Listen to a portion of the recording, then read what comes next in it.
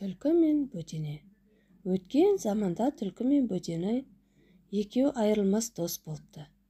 Екі дос талай жерді шарлапты, талай қызық көріпті. Күндерде бір күні, «Досым, мені күлдірші» депті түлкі. «Жарайды, күлдірейін, сен менің артымнан ерде отыр, мен шамында отырамын» депті бөтене. Сонымен бөтене шыпты да отырыпты. Түлкі желе жортып, еріпті де отырыпты. Бір жерге келсе, бір кемпір сиыр сауып отыр екен, шалы бұзауды ұстап тұр екен. Бөтене ұшып барып, сиыр сауып отырған кемпірдің басына қона кетіпті. Түлкі анадай жерде тығылып қарап тұрыпты. Бөтенені көре сала: «Кемпір, кемпір, қозғалма, мен мына төбеңдегі бөтенені соғып алайын» депті шал. «Жарайды, бірақ қатты соқпа» депті кемпір. Шал жерде жатқан күректі алып, салып қалғанда бөтені ұшып жөнеліпті. Күрек кемпірдің басына тиіп, кемпір құлапты. Шелектегі сүті төгіліп қалыпты. Түлкі шек-сілесі қатып күліпті. «Досым, күлдің ба?» депті бөтене. «Күлдім, досым, күлдім. Разымын, досым, разымын» депті түлкі.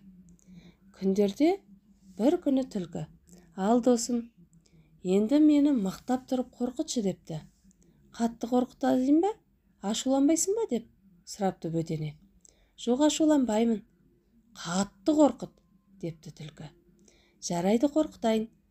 Бірақ сен көзіңді тас қылып жұм.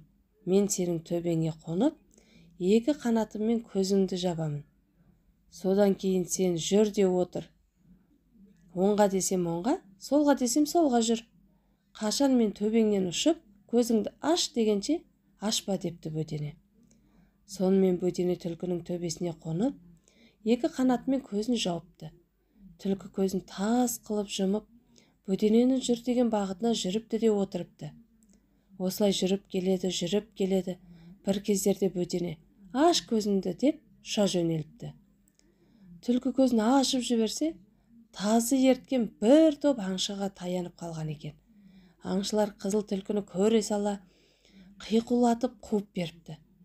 Түлкі қашып беріпті. Әрі-бері қашқан соң түлкінің алдынан қалың орман кез болыпты. Түлкі жалт беріп орманға келіп, аңшылардан әзер құтылыпты. Бір кезде бөтене келіп: «Қалай, досым, қорықтың ба?» деп сұрапты. «Қорқытқанда осылай қорқыт деп едім» деп түлкі бөтенені бас салып жемек болыпты. Бөтене түлкінің аузында тұрып: «Досым, ұзақ жылдар дос болып, ойнап күліп талай қызық көрдік. Қазір мені жегелі тұрсын. Қайтем, жесең же. Бірақ осы күнге дейін аты жөнімізді сұрап біліскен емеспіз. Жесең де атымды айтып жесейші, ақырғы тілегім болсын» депті. «Ал, айта ғой, атың кім еді?» депті түлкі. «Атым Маңғыт» депті деп бөтене. «Маңғыт» дей бергенде, аузыңа саңғыт деп бөтене ұша жөнеліпті. Осыдан былай түлкі мен бөтене достықтан айырылыпты.